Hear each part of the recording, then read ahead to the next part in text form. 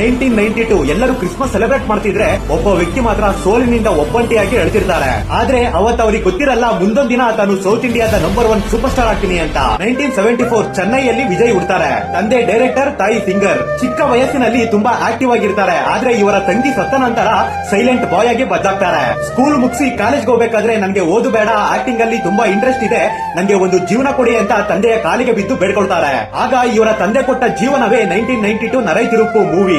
ಆದ್ರೆ ಈ movie flap ಆಗಿ ತುಂಬಾ ನೆಗೆಟಿವ್ ರಿವ್ಯೂಸ್ ಬರುತ್ತೆ. ಈ ಮುಖವನ್ನ ದುಡ್ಡು ಕೊಟ್ಟು ನೋಡ್ಬೇಕಂತ ಹಲವಾರು ಪತ್ರಿಕೆಗಳಲ್ಲಿ ಕಿಂಡಲ್ ಮಾಡ್ತಾರೆ. ಅವತ್ತವರು ಡಿಸೈಡ್ ಮಾಡ್ತಾರೆ 1000 ಜನ 1000 ಮಾತಾಡ್ಲಿ, ನಾನು ಎಲ್ಲಿಗೆ ಹೋಗಿ ತಲುಪ್ತೀನಿ ಅಂತ ನನಗೆ ಗೊತ್ತು ಅನ್ನೋ ಆತ್ಮವಿಶ್ವಾಸದಿಂದ ಹಲವಾರು ಮೂವೀಸ್ ಗಳಲ್ಲಿ ಆಕ್ಟ್ ಮಾಡ್ತಾರೆ. ನಂತರ 20 ವರ್ಷದವರೆಗೆ ಇಳೆಯ ದಳಪತಿ ಆಗಿದ್ದವರು 2017 ಮೊದಲು ರಿಲೀಸ್ ಆದ ನಂತರ ಜನ ಇವರನ್ನ ದಳಪತಿ ಅಂತ ಒಪ್ಕೊಳ್ತಾರೆ. ಕೆಲವರು ಅಪ್ಪ ಡೈರೆಕ್ಟರ್ ಆಗಿದ್ರಿಂದ ಈಸಿಯಾಗಿ ಇಂಡಸ್ಟ್ರಿಗೆ ಬಂದ್ರು ಅಂತ ಬ್ಲೇಮ್ ಮಾಡ್ತಾರೆ. ಈಸಿಯಾಗಿ ಬಂದಿರಬಹುದು, ಆದ್ರೆ ಜನರು ಅಷ್ಟು ಈಸಿಯಾಗಿ ಯಾರನ್ನು ಇಷ್ಟಪಡಲ್ಲ. ಇವತ್ತು ಇಂಡಿಯಾದ one of the top paid actors ಆಗಿರೋದ್ರ ಜೊತೆ ತಮಿಳುನಾಡಿನ ರಾಜಕೀಯದಲ್ಲಿ ದಿಗ್ವಿಜಯ ಸಾಧಿಸಿ ಸಿಎಂ ಆಗೋ ರೇಸ್ ಅಲ್ಲಿ ಮುಂಚೂಣಿಯಲ್ಲಿದ್ದಾರೆ.